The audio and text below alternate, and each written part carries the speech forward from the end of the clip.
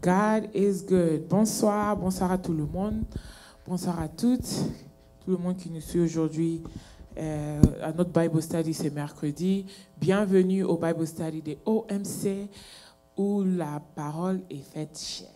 Amen. Amen. Nous sommes ici avec l'apôtre Guy-Joseph Tano de Visionary de OMC, la génération de vainqueurs. Shalom, Dieu vous bénisse. Et nous sommes là aussi avec le Dr. Moses. Dr. Moses, bienvenue. Shalom Bishop, shalom Madame Lushima. Amen.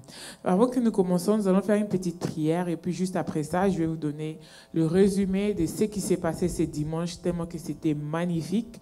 Aujourd'hui même, j'ai envie d'appeler notre Bible Study une session thérapeutique. On peut dire ça pour ça? Amen. Pour tout le monde qui suit, que leurs âmes sera vraiment, vraiment sauvées aujourd'hui. Au nom de Jésus. Pasteur Moses, est-ce que tu peux nous conduire dans la prière, s'il vous plaît? Père, dans le nom de Jésus-Christ de Nazareth, nous venons à toi. Amen. Pour être instruits, pour être guéris de nos blessures, Amen. pour être restaurés dans nos âmes et dans notre esprit.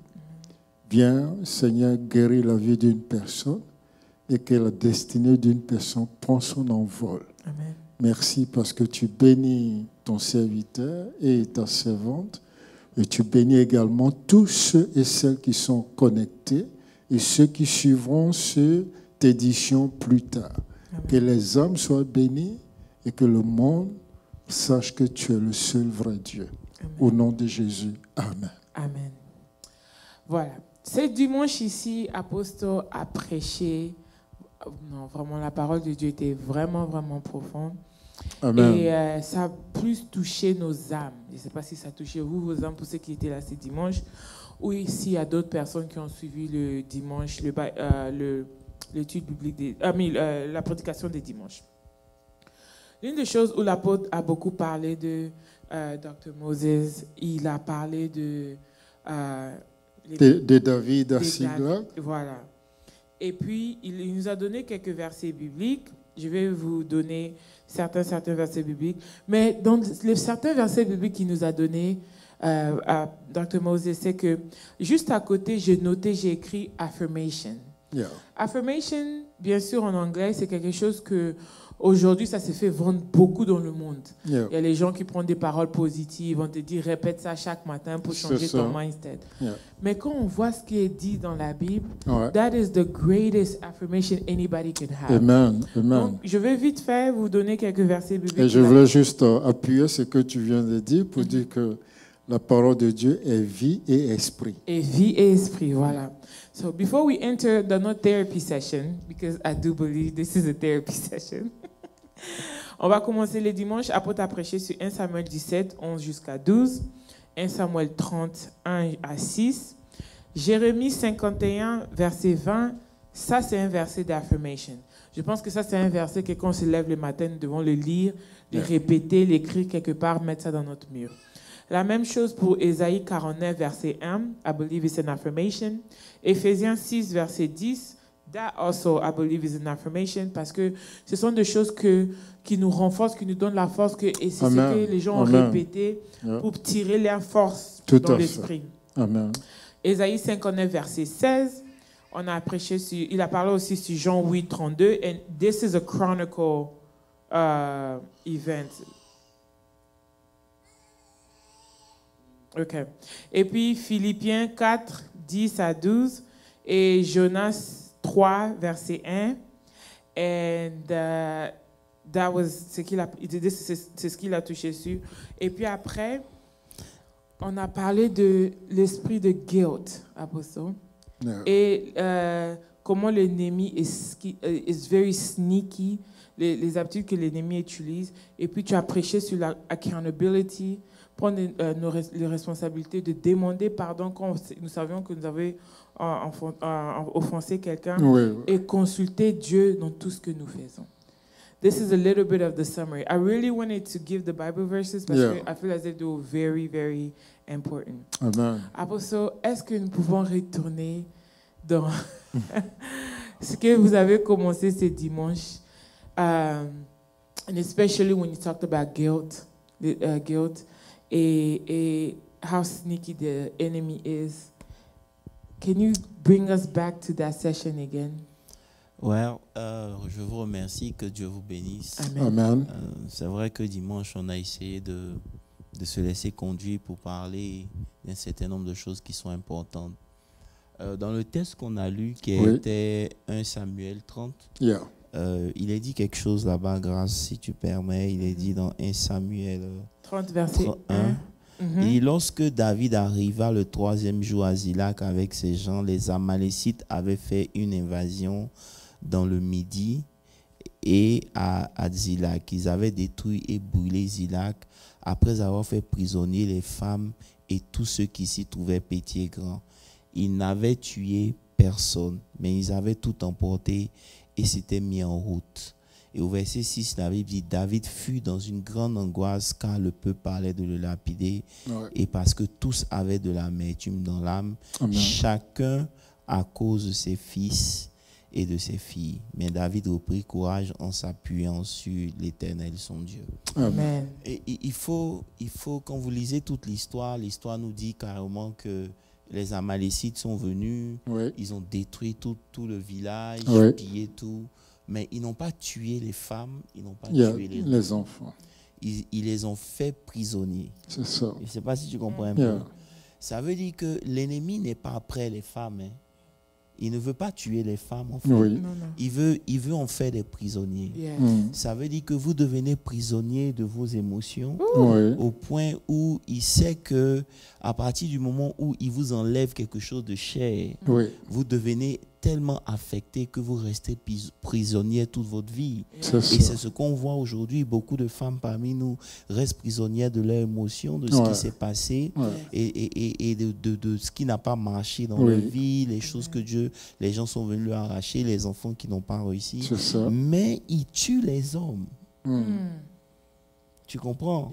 Et c'est pour ça que dans le même texte, on voit que David, on veut le tuer. Oui. Je ne sais pas si tu comprends un peu. Donc ça veut dire que l'ennemi sait que s'il réussit à tuer les hommes, il pourra maintenir les femmes esclaves toute leur vie. Oh my God. Wow. Vous comprenez un peu?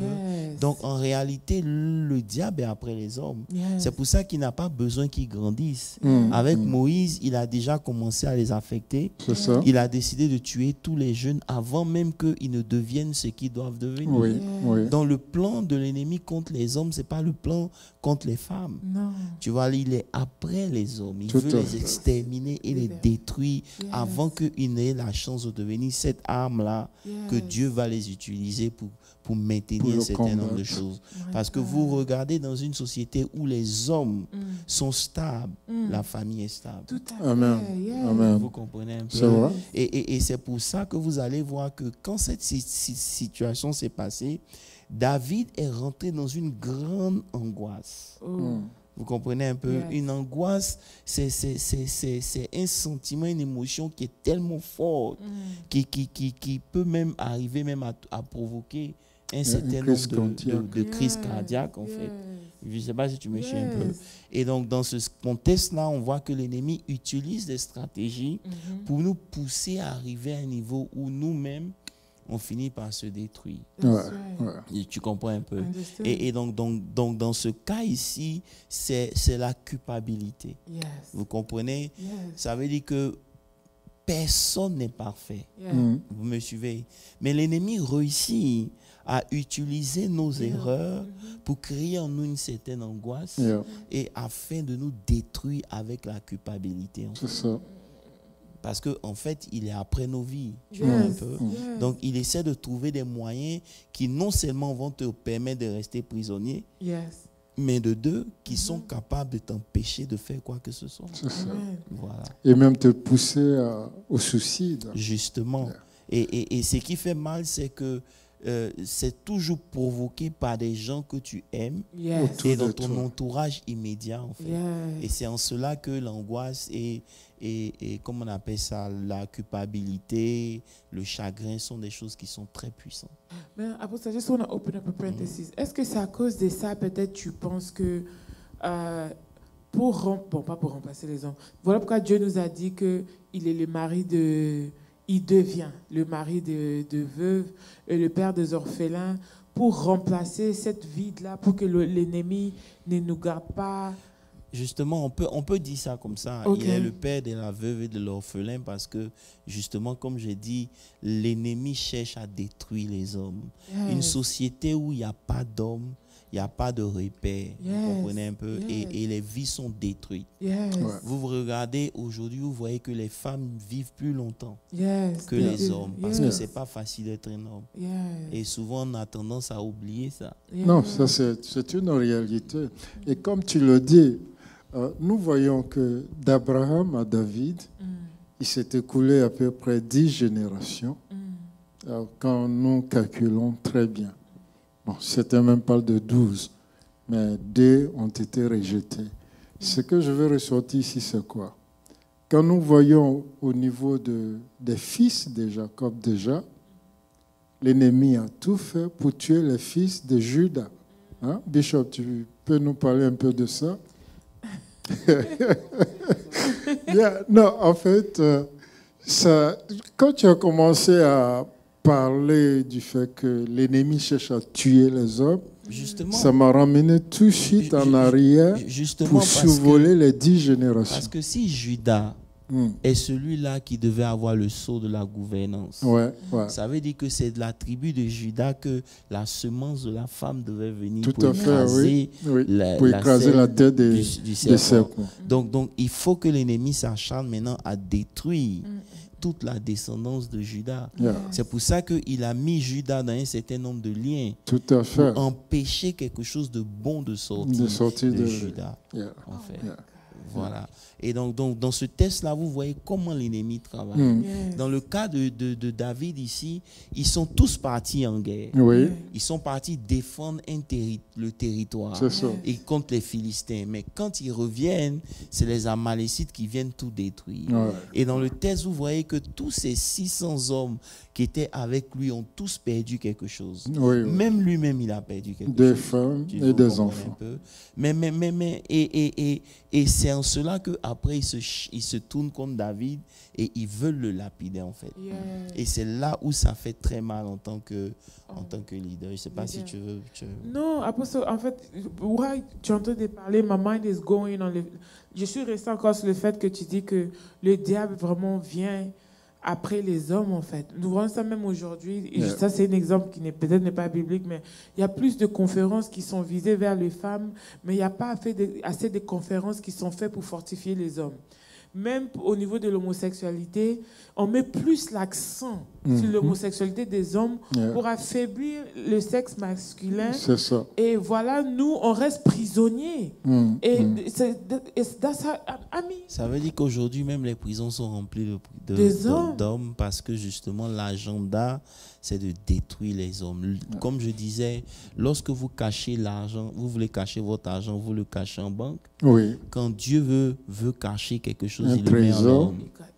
Et c'est l'homme qui a la mission d'accomplir le dessein de Dieu. Vous comprenez un peu? C'est pour ça qu'il y a un acharnement sur l'homme. Et c'est pour ça que vous allez voir qu'en tant que chrétien, Dieu prend aussi le temps de nous former. Vous comprenez un peu? Aujourd'hui, je ne sais pas pour toi, mais j'aurais moins confiance en un leader qui ne peut pas savoir ce que j'ai vécu. Je ne sais pas si tu comprends un peu. Ça veut dire que je dois pouvoir relate to him. Il doit pouvoir comprendre ma douleur. Parce que nous-mêmes, on a un souverain sacrificateur qui nous entend, il partage nos peines. Donc, c'est pour ça que la Bible ne cache pas les hauts et les bas. Tu comprends un peu? C'est bon de savoir que tu es victorieux, mais c'est bon aussi de savoir quand tu es tombé, comment tu as fait. Parce que c'est ce qui me permet, qui me donne de croire qu'il y a la possibilité pour moi aussi de vaincre mes combats.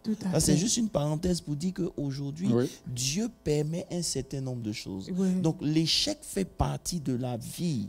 Vous comprenez? Mais le seul problème, c'est que l'ennemi récupère l'échec et utilise ça comme un moyen de déstabilisation pour t'empêcher d'aller de l'avant et de faire quoi que ce soit. Mais Apostle, c'est tellement vrai parce que aujourd'hui, même nous, le corps de Christ, quand nous avons nos généraux, la majorité, bien sûr, nous voyons des hommes de Dieu, des pasteurs, des elders et tout, qui ont le problème ou bien quelque chose leur arrive, on s'arrange, on ne regarde même pas le côté que non, ça c'est une affaire qui va le rendre un peu plus fort, ça c'est quelque chose qui va l'aider. S'il peut s'en sortir de ça, ça veut dire qu'il est un vrai leader.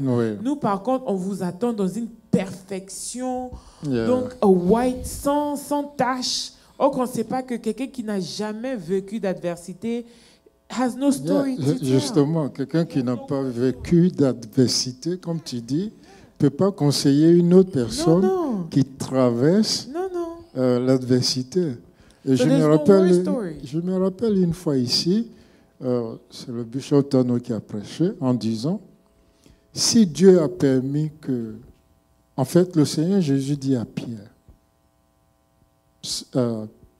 Pierre, Satan vous a réclamé pour vous cribler. Mais moi, j'ai prié pour toi. Et la question qu'il a posée ce jour était celle-ci. Il dit, pourquoi le Seigneur a permis que Pierre passe par cette épreuve-là? C'est pour le former et pour lui permettre aussi de comprendre les autres demain quand ils tomberont.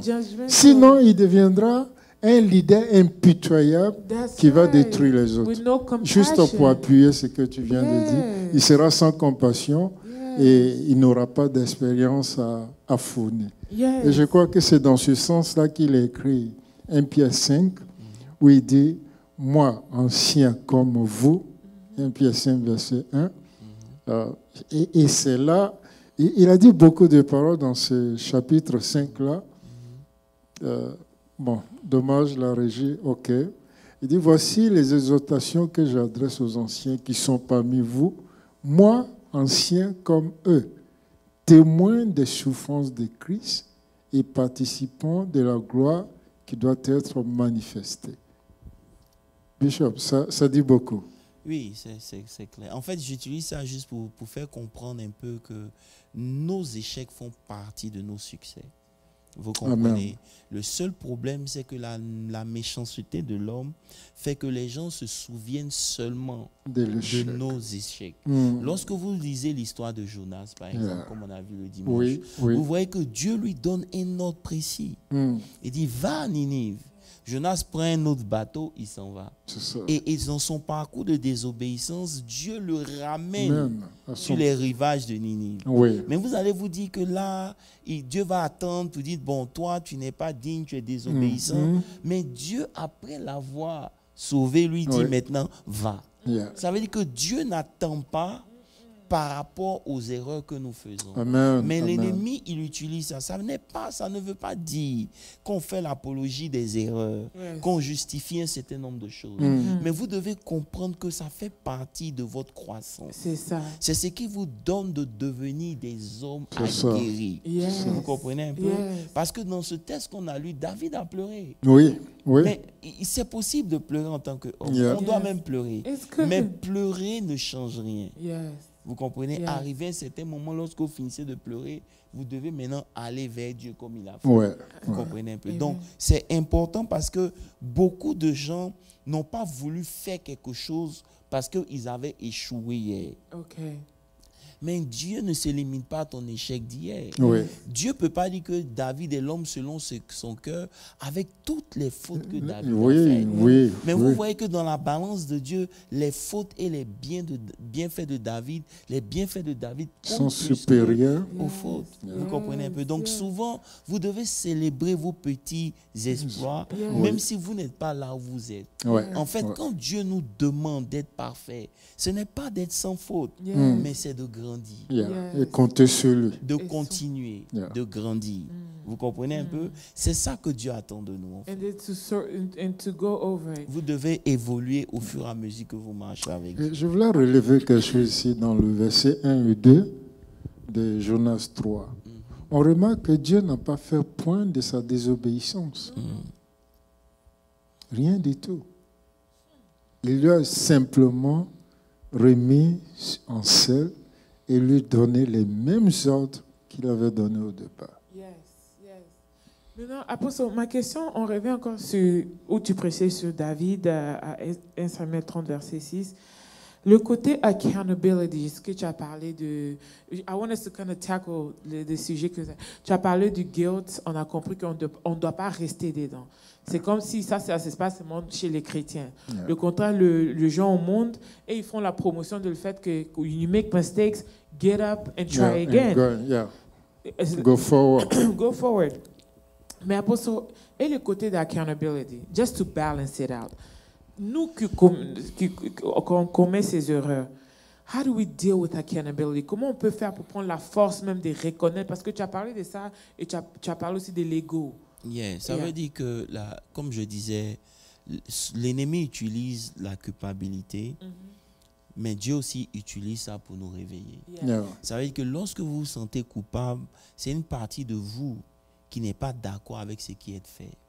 Donc, ça veut dire que Dieu utilise ce que vous venez de faire pour réveiller votre conscience, en fait, par rapport, pour ne pas rester là. Ça veut dire que Dieu utilise ça pour te dire, regarde, il y a une meilleure manière de répondre. Je prends un exemple simple. Si jamais j'ai eu une altercation avec Grâce et que je me suis enflammé, et que après Grâce ne dit rien, ne dit elle s'excuse et puis elle s'en va, automatiquement, le Saint-Esprit utilise ça pour me dire, tu as mal agi. C'est ça. Vous comprenez un peu?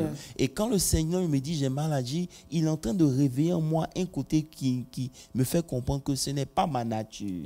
Je me suis laissé emporter, il faut que je me ressaisisse.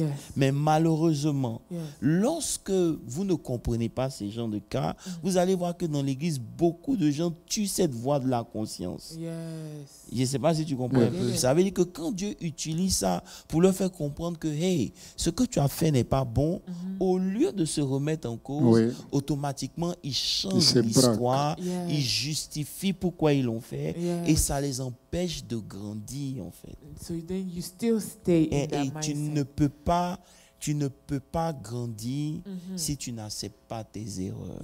Est-ce que vous comprenez? On comprend, Apostle. Voilà. Mais Apostle, je sais que tu utilises le mot « change ton histoire ». I want to take a more common word. Are you telling us que c'est quand on donne des excuses pour justifier ce qu'on a fait? Is that what you're meaning quand tu dis « change ton histoire » ? Ça veut dire que, par exemple, s'il y a eu quelque chose et que la culpabilité te dit, ou bien la conscience te dit non, que tu as mal agi, au lieu de reconnaître que tu as mal agi, tu justifies que tu as mal agi parce que la personne a fait ça. Tu comprends un peu? Mais peu importe comment la personne réagit, il y a toujours une meilleure manière de répondre en fait. Tu comprends un peu? Et c'est ce côté-là que justement, on devient trop spirituel quand il s'agit de reconnaître notre tort. Et quand on ne reconnaît pas son tort, on a du mal à grandir. Tout à fait. Et ça fait que l'ennemi a toujours un poids sur nos vies parce que nous ne nous améliorons pas, nous ne changeons pas, on reste toujours au même niveau. C'est pour ça que moi, j'ai plus peur des gens qui ont toujours raison, qui sont self-righteous, comme on dit. Self-righteous. Voilà. Ça veut dire que leur propre justice fait que ça aveugle le travail de Dieu. C'est ça. C'est ça. Vous comprenez un peu? Voilà. Je préfère même quelqu'un qui a fait des erreurs. Au moins, je sais qu'il est humain. Mais quelqu'un qui n'a pas d'erreur, c'est un menteur parce que la Bible dit que... il dit, si nous refusons de reconnaître nos erreurs, nous faisons de Dieu un menteur. Et il précise bien, il n'y a aucune vérité en nous. Je crois que c'est 1 Jean 1, le verset 7 à 9. Oh, that is a good Bible verse. That is a good reference. Ça veut dire que tu sais, et ce qui est amusant, c'est qu'on s'étonne de la réaction des autres. Mais on oublie ce qu'on a fait pour que l'autre réagisse comme ça, en fait. Et c'est en cela que vous voyez des gens qui prennent cette position ne grandissent jamais. That is so true. Et puis, Apostle, et la partie où, quand les gens commettent ce genre des erreurs, ou bien font des erreurs, et les gens disparaissent, comme si they don't face up to it, they don't own up to it. Shame comes, la honte comes. C'est ça. Et c'est en cela que l'ennemi travaille. Parce que ça ne sert à rien d'avoir honte de faire des erreurs.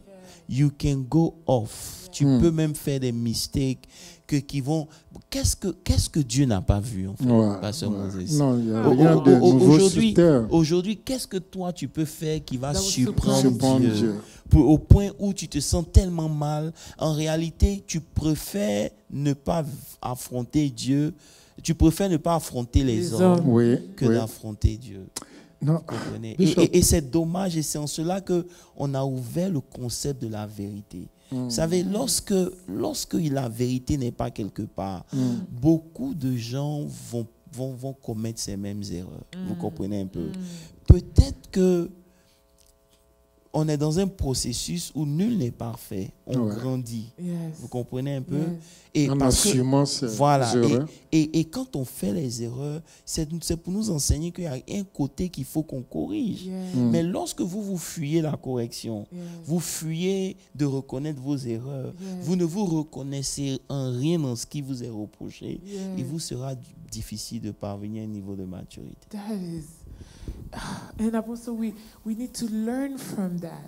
Et ce sont des choses que dans notre vie quotidienne, on le voit tout le temps, non seulement dans l'église, même dans nos relations personnelles, d'amitié, famille.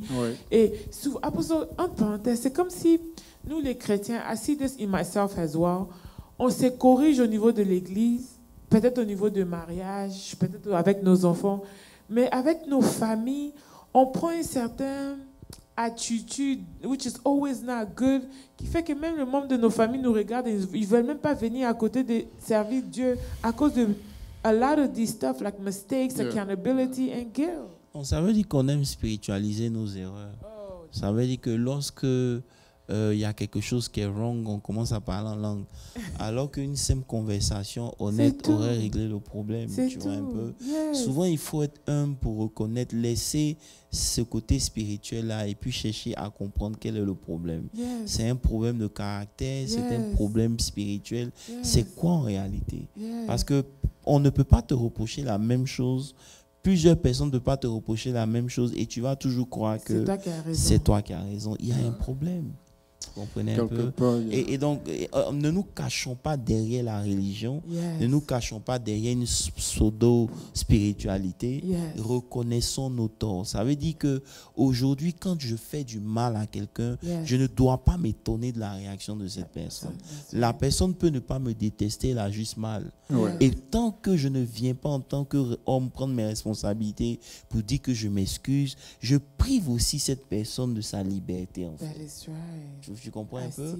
Donc, je dois être assez humble pour venir pour dire que je m'excuse pour le tort que je t'ai fait sans que ça m'enlève quoi que ce soit. Et c'est en cela que l'ennemi travaille. Parce qu'il va te faire comprendre que si tu reconnais ton tort, tu vas donner un pouvoir à l'autre ou bien ça va te diminuer ou bien ça va te faire quelque chose, ça n'a rien à voir. Maintenant, Apostle, dans cette conversation, tu as mentionné l'ego. Ce dimanche, you talked about ego. Manque d'humilité. Is this where ego plays a part dans ces niveaux ici? C'est la chair en fait. C'est le moi, l'ego, c'est ici. C'est l'orgueil. Et donc Dieu permet ça pour vous révéler un certain nombre de choses. Ça veut dire que David à aucun moment on a voulu à ceux qui voulaient le tuer. Non. En fait, c'est ça. Il y a beaucoup de choses qui arrivent dans nos vies où on doit comprendre le mécanisme et le processus, en fait. Beaucoup de gens, par leur ego, détruisent même leur vie, en fait. Mais Pasteur Moses, je viens vers vous. Les dimanches aussi, Apôtre a parlé dans ce message, il disait « consult God », de consulter Dieu. C'est ça. C'est ce que David a fait. C'était toujours sur 1 Samuel 30, verset 6. Il a un peu touché dessus. Qu'est-ce que vous avez reçu, compris de cette partie de consulter Dieu aujourd'hui dans ce que l'apôtre entendait parler? Ça me conforte dans ma foi en ce que, quel que soit le problème auquel nous sommes confrontés, nous devons toujours nous tourner vers Dieu. Je crois que le bishop l'a mentionné tout à l'heure. Ici, nous sommes à Siglag. Siglag, c'est un lieu très historique et très spirituel pour Israël. C'est à Siglag que le Seigneur a dit, à la sortie du Jourdain, de faire le monument de pierre en souvenir. Donc, en fait, ce que je veux ressortir, c'est que quel que soit le problème que tu fais face, tu dois toujours te souvenir des fois où Dieu t'a sauvé des situations. Amen. C'est également à Ziklag que l'Éternel dit à Josué, voici qu'aujourd'hui j'ai roulé de dessus vous l'opprobre d'Égypte. On voit ici sous David une sorte d'opprobre, parce que les personnes que tu as formées, qui se sont abritées sous toi, décident de te lapider à mort. C'est pratiquement un échec. Et j'ai l'impression que c'est ce que les gens ont préféré le plus. Yes, but wait, before you question get there. No, but there's... I wish I could see that part. Question. Continue. Okay. I want to get there because that's the good part, Apostle, right? Before I get there, I wanted to take you to the time of our therapy session. Où on va vraiment, we'll touch on our therapy session. Tu as mentionné forgiving yourself. Yeah. Apostle, this right here, I know we can't sit, on peut pas s'asseoir dessus pendant longtemps, mais c'est quelque chose que je pense que beaucoup d'entre nous, on réalise même pas qu'on les fait pas. C'est ça. Et on réalise même pas que vers les hommes même. Les hommes, je pense que c'est souvent aussi c'est un problème que beaucoup que les hommes ont.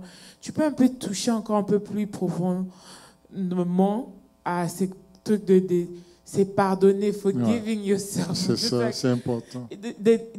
Can we go there, Apostle? We are already there. No, because you talked about asking for forgiveness. D'accord, tu dois être man enough pour le faire. Taking accountability, reconnaître tes erreurs. OK, pas de problème. Et puis, consulter Dieu. Mais the part where we need to forgive ourselves. Yeah, c'est quoi tu veux savoir? I wanted you to talk a little bit more about it. Because après, c'est quelque chose qu'on ne fait pas beaucoup, même en tant que des Africains. Je pense que c'est ça même qui garde les guilt en us. Enfin, moi, je voulais juste te rappeler qu'en parlant de l'ego tout à l'heure, il a mentionné cela. De façon, oui, pour dire que beaucoup de personnes n'arrivent pas à le faire. C'est-à-dire, ils refusent d'écouter la voix de leur conscience.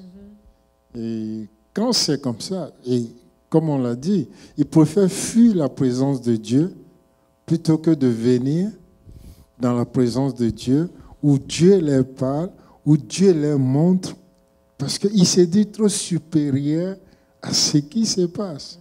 C'est avoir beaucoup d'humilité que de reconnaître ses erreurs. Et dès l'instant où tu arrives à reconnaître tes erreurs, tu peux en ce moment-là te pardonner. La question est how can someone who struggle to forgive themselves move forward after recognize a mistake if they are stuck in the guilt and cannot seem to let it go? What step can they take to I don't see well, but find healing, and move on. Ok. Avant de répondre à la question, je vais répondre à ce que Grace a dit. Tu sais, la connaissance de Dieu, Grace, tu m'écoutes, c'est la clé. Yes. Tu vois, beaucoup de gens viennent à Dieu avec leur propre capacité. On ne vit pas la vie chrétienne avec sa propre force. On la vit au moyen du Saint-Esprit. Amen. Vous comprenez? On a du mal à se pardonner parce que, on ne connaît pas la vérité. De deux, on ne connaît même pas Dieu. Tu comprends? Yes. Voilà. On est rentré dans une pensée où ce sont nos efforts qui justifient ce que Dieu fait dans nos vies. Yes. C'est en cela que vous allez voir que beaucoup de chrétiens croient que lorsqu'ils ont fait une erreur, ça va demander à Dieu 30 jours avant de leur pardonner en fonction de la size de leur erreur. Ça veut dire que si j'ai fait un petit péché, Dieu me pardonne vite. Mais si mon péché est dur, ça va prendre du temps à Dieu de le faire. C'est une conception qui n'est pas de Dieu. Dieu dit que c'est lui qui pardonne pour son propre bien. Il ne se souvient pas. En d'autres termes, votre justice ne va jamais être pure pour vous donner le droit d'être juste devant Dieu. C'est pour ça que Dieu nous regarde toujours au travers Christ. Amen. Vous comprenez un peu? Amen. Donc, aussi longtemps que vous êtes vous-même, vous faites justice, vous aurez du mal à vous approcher de Dieu parce que votre justice ne sera pas assez grande pour vous justifier. Amen. Vous comprenez? Amen. C'est Christ qui est notre justice. C'est en cela que vous devez accepter le don de la miséricorde, le don de justice. Amen. La justice est un don que Dieu nous a donné. Yes. Tu dois accepter ça. C'est en cela que connaître Dieu va vous aider, tu comprends? Les gens ont du mal à se pardonner parce que pour eux, ce qu'ils ont fait est trop grave. Tu comprends un peu? C'est là que ça commence. Ça montre ici que leur carence dans la connaissance de Dieu est grave. Ça ne veut pas dire que parce que je sais que Dieu me pardonne, je fais ce que je veux. Non. Mais le fait que je me sens incapable de me pardonner, c'est parce que je crois que c'est par mes efforts que Dieu va m'accepter. Et aussi longtemps que je prends cette position, Dieu est loin de moi. Amen. Tu vois un peu? Amen. Voilà. J'espère que that answers the question. Non, je n'ai pas encore répondu à ça. Oh, tu n'as pas encore répondu? Ok, well, it kind of went in that sense. Voilà, mais ça va dans le même sens. Ça veut dire que vous ne pouvez pas pardonner les autres si vous ne vous pardonnez pas vous-même. Maintenant, le vrai problème, c'est quoi? C'est que souvent, on se croit tellement juste parce qu'on ne fait pas un certain nombre de choses qu'on a du mal à pardonner ce que les autres font. Parce que pour nous, ce n'est pas normal. Tu comprends un peu? Mais en réalité, peu importe ce que l'homme fait, ça peut être une erreur grave à nos yeux, mais c'est le chemin dans lequel Dieu va l'emmener pour l'emmener à devenir humble. Parce qu'en réalité, vous savez, dans chaque homme, non, c'est bon. Ça veut dire que Dieu dit à Samuel, il dit, j'ai trouvé l'homme selon mon cœur. Et c'était ça le problème de Samuel. Parce que Dieu a dit, j'ai trouvé l'homme selon mon cœur. C'est ça. Donc Samuel s'attend à un homme. En réalité, c'est un enfant. Tu comprends? Ça veut dire que dans chaque homme, il y a un enfant. Et dans chaque enfant, il y a un homme. Donc lorsque l'homme comprend, réussit à vaincre les choses de l'enfant, il fait sortir le meilleur de lui. Tu comprends? Donc, dans chaque roi, il y a un enfant. Mais lorsque l'enfant ne réussit pas à vaincre les choses de l'enfant, il aura du mal à devenir roi. Donc souvent, Dieu est obligé de permettre des réalités pour nous faire comprendre à quel niveau on est, pour nous permettre de nous développer, pour faire sortir le meilleur. Je ne sais pas si tu comprends un peu. Voilà. Donc Dieu a la capacité en chaque enfant de faire sortir le roi. Mais pour devenir roi, regarde tout le parcours que David a pris. Il a été oint. C'est ce que je disais dimanche. Tu combats toi-même parce que tu as une onction sur ta vie. C'est pas quelque chose que tu as voulu. Personne, moi en tout cas, moi, il n'était pas prêt pour servir Dieu. Tu comprends un peu? Je savais très jeune, depuis que j'étais petit, je me voyais en train de prêcher. J'avais 5 ans, 4 ans. Mais who wanna be a pastor? Tu comprends un peu? So, bref, c'est l'appel. Donc, l'onction est sur ta vie. Tu ne fais rien. C'est comme David, on l'a oint dans le secret. On l'a oint même dans l'adversité. C'est ça. Ses parents ne l'aiment pas, sa famille ne l'aime pas. Il va pour défendre, comment il s'appelle, Saül. Saül se fâche contre lui. Donc, il ne fait que faire du bien, mais tous ceux à qui il fait du bien se retournent contre lui, en fait.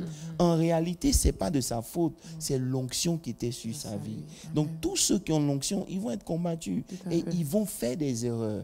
Mais ces erreurs-là nous permettent de comprendre que, on est des hommes, on a toujours besoin de dépendre de Dieu. Parce que personne n'est à l'abri. Tu comprends un peu? Voilà. Amen. Well, I hope that answers your question. Thank you so much de nous envoyer votre question. So les steps, elle a donné les steps qu'il faut faire pour être guéri. La première des choses, il faut accepter la miséricorde de Dieu. Amen. Si Dieu t'a pardonné, il faut croire qu'il t'a pardonné. Amen. Et si Dieu peut te pardonner, il faut croire aussi qu'il peut pardonner les autres. Amen. Amen. Amen. That part. Parce que j'ai l'impression que c'est vous seulement que Dieu pardonne. Il ne peut pas pardonner les autres. Il y en a même qui dit non, Dieu n'a pas pardonné, au point où il a perdu même son onction. Est-ce que Dieu, mais tu vois, c'est la connaissance. Dieu ne se répand pas de ses dons. Ça veut dire qu'à aucun moment Dieu a une nouvelle information sur toi. Il a l'information avant même que tu ne naisses. Amen. Et c'est parce qu'il a l'information qu'il t'a donné. Et il connaît la fin. Et Dieu ne te juge jamais sur la base de ton présent. Il te juge toujours sur la base du futur. De ton arrivée. Voilà. Donc c'est un manque de compréhension, de connaissance. En fait. Et à ces personnes-là, je voulais juste dire qu'ils devaient prendre en connaissance Romains 3, le verset 23 et 24. Parce que Paul nous dit là-dedans que tous sont péchés et sont privés de la gloire de Dieu. Et au verset 24, il nous dit « Grâce soit rendue à Dieu gratuitement, justifiés par sa grâce au moyen de la rédemption. » Et c'est ça. Ça veut dire qu'aujourd'hui, beaucoup de chrétiens ne sont pas bénis parce que pour eux, la bénédiction est rattachée à leurs efforts. C'est ça. Ouais, donc on veut satisfaire le standard de Dieu. Voilà, non. C'est bon. Bref, donc je disais que, voilà quoi. J'ai répondu à ta question. Voilà. Donc, il faut réellement se pardonner, accepter que c'est un don de Dieu. Il y a un verset que j'ai donné à la fin. C'est quoi, Ésaïe, où Dieu dit « Je pardonne pour moi-même, je ne me souviens même pas de vos erreurs. » Ésaïe 43. Voilà. Donc, si Dieu ne se souvient pas, pourquoi toi tu ramènes en fait? Donc, ceux qui ramènent les erreurs des autres, là, ils font le travail de l'accusateur. Amen. Tu comprends un peu? Voilà, c'est une position dans laquelle vous ne voulez pas vous retrouver. Ça vient avec des jugements. C'est clair. C'est clair. Amen. Allons-y, grâce. On n'a pas assez de temps. Yes, so now we enter into the moment of truth. C'est là qu'on veut que tu nous parles de truth, connaître la vérité, the awareness. C'est ça que nous entendons de ces Bible studies. What is the real truth? Parce qu'il y a tout un slogan maintenant sur les réseaux sociaux dans cette génération. They don't even know what they're talking about, but anyways, tout le monde parle de oh, you need to know your truth. You need to live your truth. You need to live your truth. C'est devenu un slogan, mais je sais que ce qui vient, la vérité qui vient de Christ, qui vient de la parole de Dieu, c'est ça la vraie vérité.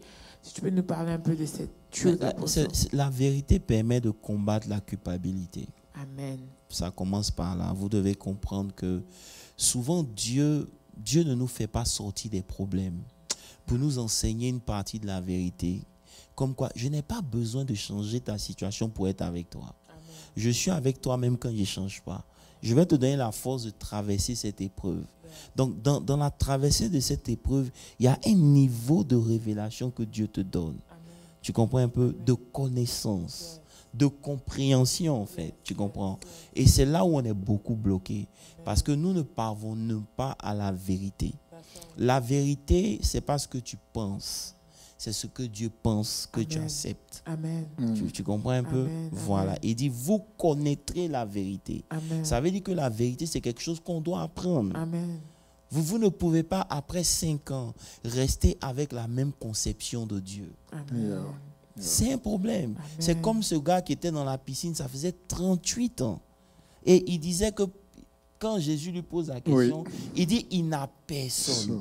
Mais pendant 38 ans, tu aurais pu te rouler, même chaque année, même 1 centimètre, pour arriver. Parce que après 38 ans quand même, tu as une conception de l'heure à laquelle l'ange vient. On ne peut pas parler de ces choses. Tu sais dans quelle période il vient.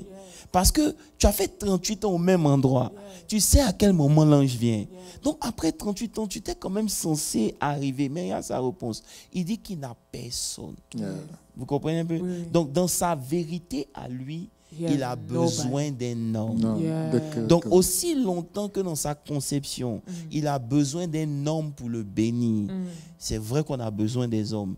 Mais aussi longtemps que c'est sa clé, c'est sa vérité, il y aura du mal à ce qu'il voie la guérison. C'est la même chose qui s'est passé avec Sarah et avec Marthe et Marie. Jésus leur dit, je suis la résurrection. Tu comprends un peu? Elle dit, oui, on sait qu'il va vivre, il va ressusciter quand il va... Tu comprends? Ça veut dire qu'ici, elles ne sont pas parvenues à dissocier le Jésus physique et le Jésus qui est la résurrection. Vous comprenez? Parce que vous pouvez connaître Christ de façon historique, Beaucoup de gens le font. Yeah. Maintenant, vous pouvez connaître la vérité. Yes, sir. La vérité, c'est une personne et c'est Christ. Amen. Amen. Voilà. Donc, c'était quoi la question? Non, I wanted you de parler un peu de comme la vérité, être aware. Mais quand tu as prêché, you talked about de connaître la vérité de ce qui se passe, our surroundings. Bon, ok, on va centrer la conversation. Yes. Ça veut dire que, prenons par exemple le cas du combat spirituel. Yes. Comme je disais dimanche, on ne combat pas dans le spirituel avec d'abord la prière. Amen. La prière est un moyen, Yes. tu comprends un peu? Mais lorsque vous étudiez la vérité, et Oui. que vous connaissez la vérité, vous voyez que Dieu lui-même, là, il commence tout par la vérité. Yes. La vérité, c'est ta position. Yes. Tu comprends un peu? Yes. La vérité, c'est une position dans le spirituel. Amen. Il dit, vous aurez pour ceinture la ceinture de la Il y a vérité. deux vérités. Ça veut dire que tout commence avec la vérité. Yes. Qu'est-ce que Dieu dit Yes.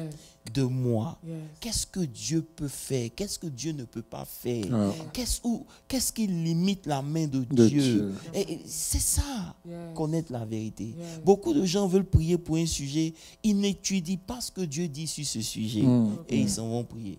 Oh, wow. Je ne sais pas si tu comprends. Yes. Tu regardes quelque chose? Non, the Non, verse. moi, j'ai aimé ça parce que le dimanche, justement, tu as beaucoup insisté là-dessus. Yes. En aucun moment, David n'a prié Dieu. Yes. Mais David s'est appuyé sur une vérité. Yes. Nous le voyons jusqu'au verset 28 de 1 Samuel 17, où il dit, qui donc c'est ainsi concis? Yes. C'est une vérité fondamentale pour Israël, parce que cette vérité met déjà une démarcation entre Israël et son ennemi.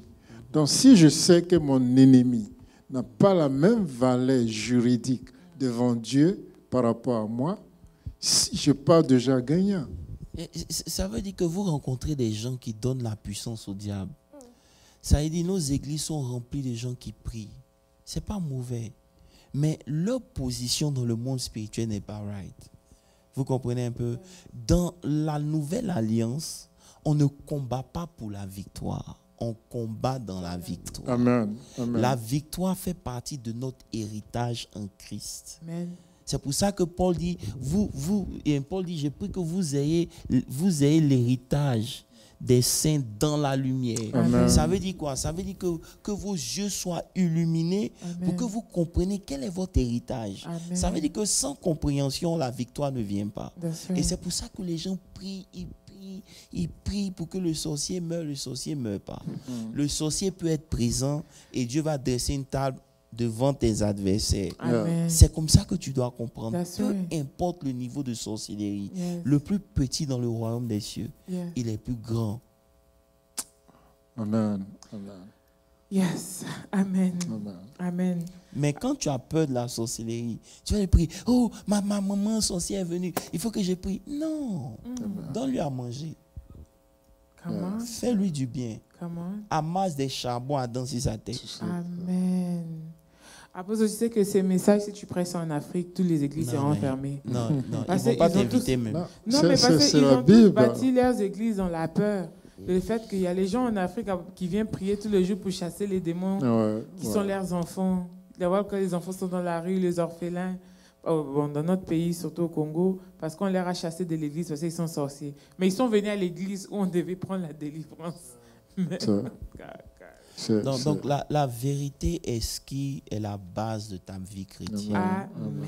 Il faut Amen. qu'on comprenne ça. Ça veut dire que lorsque vous êtes dans la vérité, vous n'avez pas besoin de passer des heures à prier pour prier. Votre prière est structurée parce qu'elle s'appuie sur ce que Dieu dit. Amen. Vous comprenez un peu? Amen. À aucun moment, David n'a N'a prié. prié. Il n'a même pas Ouais, consulté ouais. l'Éternel avant d'aller combattre contre Goliath. Oui, oui. Il est parti simplement parce qu'il a senti qu'il y avait un défi et Yes. que Dieu, peut-être que Dieu lui a parlé dans le secret. Yeah. Ouais. Mais une chose est sûre, c'est qu'à aucun moment, C'est ça. la seule fois où David prie, c'est quand il est en face de Goliath. De Parce que Goliath. Goliath l'a Maudit par ce maudit. Dieu. Yes. Donc il a retorqué Répliqué. contre la malédiction. En fait.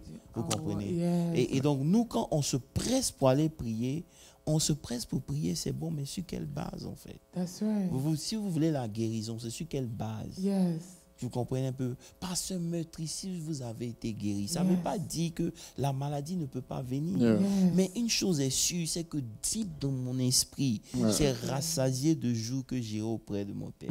Et je n'ai pas besoin d'être malade pour mourir. Tout ça, c'est la vérité. Vous comprenez un peu? Mais ça dépend de votre conception. Donc, c'est pas aussi que vous devez vivre n'importe comment. Justement, Bishop, je voulais faire un petit témoignage. Un jour, j'étais à la maison, j'avais très mal. Très, très mal. Et j'avais mal au point que, je peux dire, je n'arrivais pas à me lever. Et je me posais beaucoup de questions. J'ai failli appeler le frère Jean-Yves. Et une pensée m'est venue à l'esprit. Il dit, prends la communion, mange le pain et bois le sang et continue de déclarer ce que tu déclares.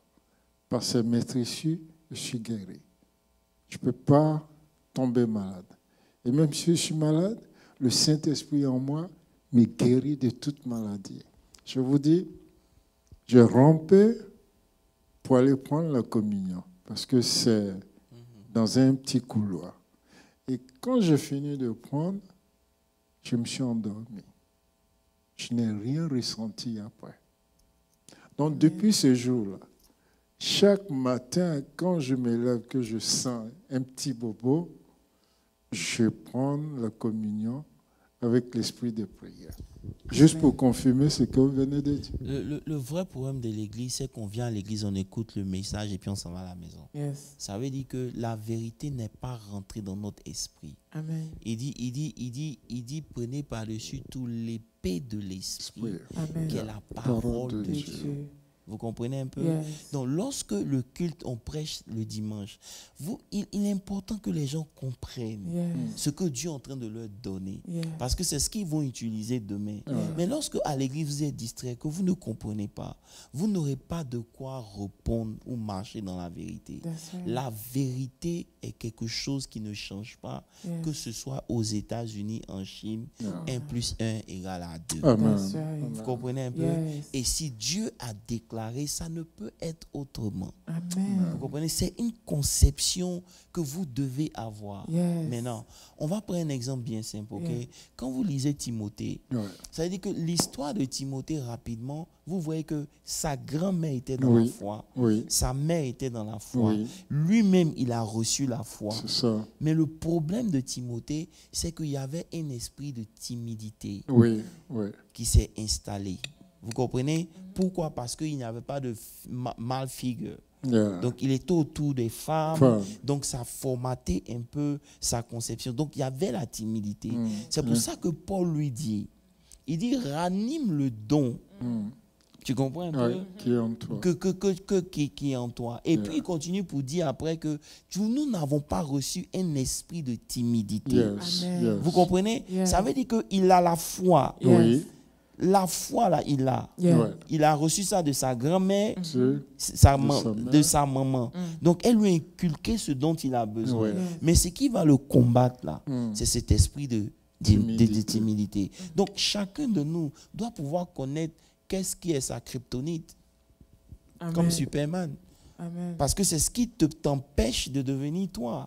Parce que aussi longtemps que la kryptonite est là, Superman n'a plus le pouvoir.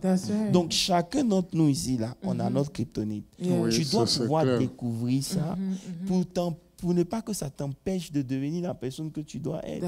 Et c'est ça qui détruit ta vérité en fait. Parce que lorsque il y a quelque chose dans ton esprit, une pensée, une mentalité qui te fait croire qu'il faut que ce soit comme ça pour que quelque chose arrive, tu bloques tout. Le système.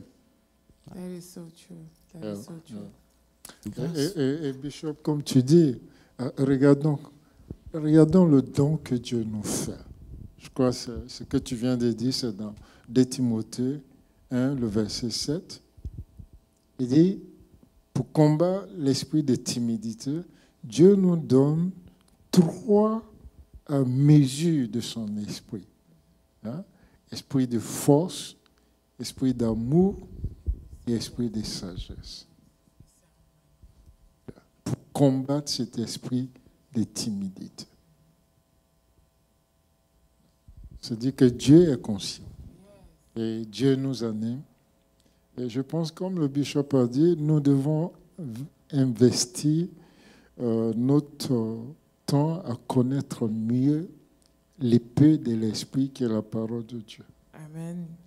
Maintenant, apôtre, quand tu as prêché aussi les dimanches, dans tout ce que vous êtes en train de dire, tu as beaucoup parlé aussi sur le fait que the enemy is very sneaky quand il deal avec nous.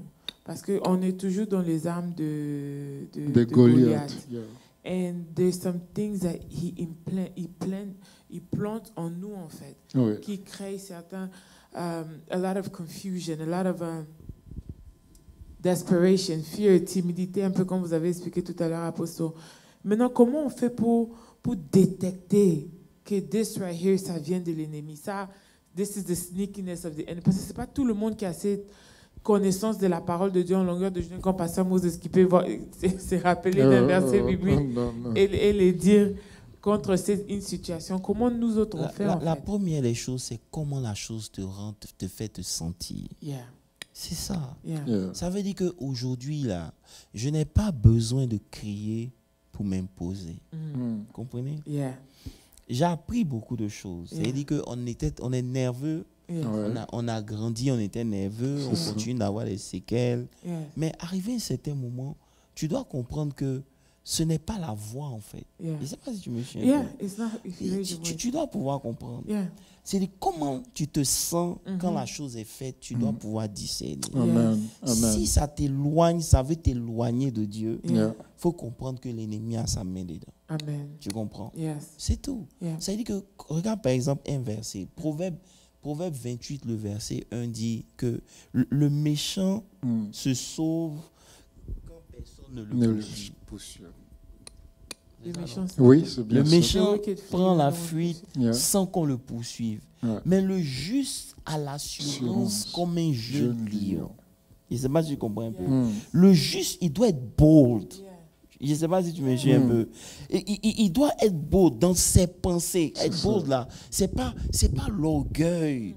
C'est dans ta pensée. C'est ça. C'est-à-dire Une que fermeté. voilà. d'esprit. Quand tes pensées te diront que tu es faible, tu dois pouvoir dire que Dieu dit que le faible dise Il est fort. qu'il est fort. Tu comprends un peu? Quand la culpabilité, la condamnation viennent, fais-toi plaisir pour dire que par le sang de Jésus me purifie de tout péché. Amen. C'est comme ça. Parce que imagine Jonas réparti à Ninive. Imagine qu'est-ce que le diable vient lui dire. Toi, Dieu t'avait dit de partir, non, c'est maintenant tu as parti. Maintenant, imagine si à Ninive, il y a des gens qui avaient appris ça. Ils vont dire, toi qui t'es établi pour venir nous parler, on te connaît ici. Tu comprends un peu? C'est pour ça que peu importe tes erreurs, tu ne dois jamais laisser ça t'empêcher de faire ce pourquoi Dieu t'a appelé. Amen. Amen. Parce que Dieu n'attend pas que tu sois parfait. Non. Non, il Il veut que n'appelle tu même pas grandisses. les hommes parfaits. Tu comprends un peu? Donc, il y a une certaine assurance que le chrétien doit avoir Amen. dans la pensée. Amen. Cette assurance-là, elle se base sur la vérité. Amen. C'est tout. Amen. C'est pour ça que si vous êtes loin de votre Bible, vous serez loin de la vérité. Amen. La vérité n'est transmise que par l'étude de la parole de Dieu. Amen. C'est tout. Amen. OK? Amen. Voilà. C'est ce que je peux te dire. Donc, comment tu fais pour savoir? C'est comment tu te sens. Yeah. Maintenant, comment tu te sens? Tu dois pouvoir maintenant discerner. Yeah. Est-ce que c'est comme ça que Dieu veut que je me sente? Non. Yeah. Oh, wow. Parce que Dieu ne prend aucun plaisir à te voir coupable. Non. C'est pas quand tu vas te comment on dit, morfondre Yeah. pendant 5 ans et puis Dieu va dire, bon, ça va maintenant, je vais Yeah. t'utiliser. Non, That's not how it works. c'est pas comme ça. Dieu n'a pas le temps. Hein. Amen. Amen. Dieu est pressé. Donc, plus vite tu comprends, plus on avance. Amen. C'est comme ça avec Dieu, tu vois. Donc, cette assurance-là, c'est des choses qui sont dans votre tête. Tu Amen. comprends un peu? Amen. Voilà. Et vous allez voir que plus vous vous rapprochez de Dieu, plus vous serez prompt à pardonner les autres. Yes. Et puis plus vous vous pardonnez. Yes. Ceux qui se pardonnent, là, c'est ceux à qui, tu sais, la Bible dit Oui. que ceux à qui on a donné beaucoup. Oui, on To leur whom much is réclamera given. beaucoup. Non. C'est pas ça, hein, Pasteur Yeah. Moses. On To dit, whom much ceux, is given, much Yeah. is required. yeah. Mais Yeah. vous allez Reverse. voir que ceux à qui on n'a pas fait beaucoup, là, Oui, Non, vous ne voyez pas le verset. Non, non, non. Jésus a dit que quand l'économe injuste est venu pour qu'on paye, et puis on lui a dit il avait des dettes, et puis son patron lui a pardonné. Il est parti encaisser les autres. Et maintenant, sur les autres, il s'est acharné. Voilà. Tu vois? Bishop, tu es dans Matthieu 18. Voilà. On dit ceux à qui on pardonnera beaucoup. Là. Et aussi, voilà. Mais ceux qui n'ont pas été pardonnés beaucoup, ils ont du mal. Ils ont du mal à pardonner aussi. Un peu. Parce que quand tu reconnais que, c'est la grâce de Dieu. Ce n'est ni par ma force, ni par quoi que ce soit. Si aujourd'hui j'ai arrêté de faire un certain nombre de choses, ce n'est pas parce que je suis fort. C'est la grâce de Dieu. Donc quand tu comprends ça déjà, tu peux pardonner n'importe qui est en face de toi. Tu peux comprendre parce que tu sais que Dieu lui-même t'a pardonné beaucoup. Mais quand you self-righteous, les sacro-saints, quand toi-même tu te dis que tu es saint, automatiquement... Oui, Bishop, il a trouvé le verset, c'est Matthieu 18, le verset 29. Il dit quoi? Il dit, son compagnon se jeta à ses pieds. Bon, si je commence au verset 26... Non, vas-y, non, Matthieu 29. Matthieu 18, 29, son compagnon se jeta à ses pieds et le suppliant, disant, prends patience envers moi et je te payerai. Verset 30, mais lui ne voulut pas. Il alla le jeter en prison jusqu'à ce qu'il ait payé. Attends, non, le verset 31 est très important. J'arrive. Voilà quelqu'un qui va vers son Dieu. Il demande pardon. Dieu lui pardonne. Maintenant, son ami lui fait quelque chose. Il dit non, il ne peut pas te laisser. Tu dois payer pour ce que tu m'as fait. Vous comprenez un peu? C'est ça qui est là. C'est dit, maintenant, il n'a pas voulu, il alla le jeter en prison jusqu'à ce qu'il ait payé ce qu'il devait. Maintenant, allons au verset, vous allez voir. Ses compagnons, voyant ce qui arrivait, furent profondément attristés. Et ils allaient raconter à leur maître tout ce qui s'était passé. Alors le maître fit appeler ses serviteurs et lui dit, méchant serviteur, je t'avais remis en entier ta dette parce que tu m'avais supplié. Ne devais-tu pas avoir pitié de ton compagnon comme j'ai eu pitié de toi? Mais pourquoi vous voulez que Dieu ait pitié de vous et puis vous ne pouvez pas avoir pitié des autres? That part, yes. C'est pour ça que dans l'église, il y a trop d'hypocrisie. That's right. Maintenant, qu'est-ce que le verset 34 dit? 34. Et son maître, irrité, le livra à son tour au rameau jusqu'à ce qu'il ait payé tout ce qu'il devait. C'est ainsi que mon Père céleste vous traitera si chacun de vous ne pardonne à son frère de tout son cœur. Amen. Amen. Amen. That's it. C'est pas moi. Vous comprenez que quand tu es exposé à de tels versets, tu ne peux pas regarder quelqu'un et puis ne pas lui pardonner. That's right. Non, c'est impossible. Parce que toi-même, tu te rends compte combien de fois Dieu te pardonne. C'est pour ça que dans le Notre Père, la prière, il dit pardonne-nous nos offenses comme nous pardonnons. Ça veut dire que notre manière de pardonner les autres détermine comment Dieu aussi nous pardonne. Amen. Tu comprends? Donc, c'est un cercle. Donc, tu ne peux pas être pardonné si tu n'as pas pardonné les autres. Tu comprends? C'est ton pardon des autres qui te met. Et c'est pour ça que dans l'église, il y a beaucoup de gens qui n'évoluent pas. That's right. Parce que les gens n'ont pas pardonné. Et l'ennemi a réussi à utiliser ça pour nous détruire. Vous comprenez un peu? C'est ça. À aucun moment, David n'en a voulu à ses compatriotes qui ont voulu le lapider. Au contraire, il allait vers Dieu. Amen. Vous comprenez? Et ce qui est amusant avec Dieu, c'est que quand tu vas vers Dieu, Dieu te répond toujours. Always. Donc moi-même, j'ai compris que ça ne sert à rien de pleurer. Il faut aller directement vers Dieu, c'est mieux. God will always respond. D'accord. Apostle et Pasteur Moses, nous sommes arrivés à la fin de notre Bible study aujourd'hui. Je pense que tout le peuple de Dieu était vraiment béni par ces messages très profonds. Et continuation de ce que l'apôtre a prêché ces dimanches. C'est ce que nous faisons ici chaque mercredi. Pasteur Moses, si tu as un dernier mot à donner au peuple avant que je fasse les annonces. Et puis Apostle, et puis je fais les annonces. Je voulais juste appuyer ce que le bishop vient de dire, parce que nous voyons que ce serviteur-là devait 10 000 deniers à son maître. Bon, ce qu'on pourrait dire aujourd'hui l'équivalent de 10 millions. Et que son ami lui devait 100 talents, bon, équivalent de $100 à peu près. Mais si tu n'arrives pas à pardonner pour $100, alors que ton t'a fait grâce pour 10 millions de dollars, nous voyons l'écart. Je veux dire là que Christ, pour nous donner le pardon, nous octroyer le pardon, a donné sa vie. Qu'est-ce qui est plus cher qu'une vie? Amen. Si Christ a donné sa vie, pourquoi toi tu refuses de pardonner? Amen. Apostle, je vais faire les annonces et puis après je vais te donner la dernière parole. N'oubliez pas de faire vos offrandes, même si vous êtes dans la maison. Le mois d'octobre est Breast Cancer Awareness Month. Gardez toutes les femmes en prière qui ont passé ces moments difficiles. Aussi, if there's les donations que vous connaissez, make sure you participate. Nous avons un service c'est vendredi, la prière à 19h30 et notre culte d'action des grâces chaque dimanche à 10h le matin. N'oubliez pas aussi que le mois d'octobre, c'est Pastor Appreciation Month. L'une des manières d'apprécier vraiment vos pasteurs, c'est de les garder en prière avec leur famille et aussi dans le ministère. Et les offrandes.